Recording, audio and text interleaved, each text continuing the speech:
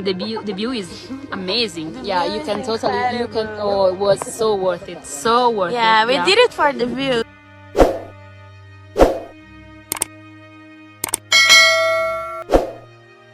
Terekam detik-detik pendaki asal Brasil Juliana Marins masih tertawa-tawa sebelum terjatuh di jurang Gunung Rinjani, Lombok, Nusa Tenggara Barat, NTB. Juliana Marins tewas di Gunung Rinjani setelah terjatuh di jurang pada Sabtu, 21 Juni 2025. Saat terjatuh di ketinggian 500 meter, Juliana Marins masih hidup. Hal itu dilihat drone salah satu pendaki yang ikut pencarian Juliana Marins. Namun saat dievakuasi Rabu, 25 Juni 2025, Juliana Marins sudah tidak bernyawa.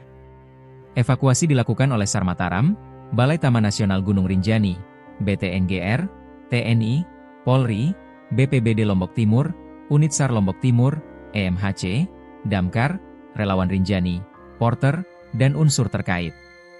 Kematian Juliana Marins pun menjadi trending topik di Brasil hingga direspon oleh Presiden Brasil Luiz Inácio Lula da Silva. Lula da Silva secara khusus turut menyampaikan belasungkawa dan solidaritas kepada keluarga korban atas tewasnya Juliana Marins. Dalam pernyataan di media sosial, Presiden Lula mengatakan dirinya sangat berduka atas wafatnya Juliana yang terjadi saat melakukan pendakian di Gunung Rinjani, Lombok, Indonesia. Sebelum terjatuh di kawah Gunung Rinjani, Juliana Marins sempat membuat video di kawasan Gunung Rinjani. Bersama temannya yang juga warga negara asing, WNA, Juliana Marins sempat tertawa-tawa bersama temannya. Dia pun mengomentari keindahan Gunung Rinjani dan dinginnya suhu di gunung tertinggi kedua di Indonesia itu.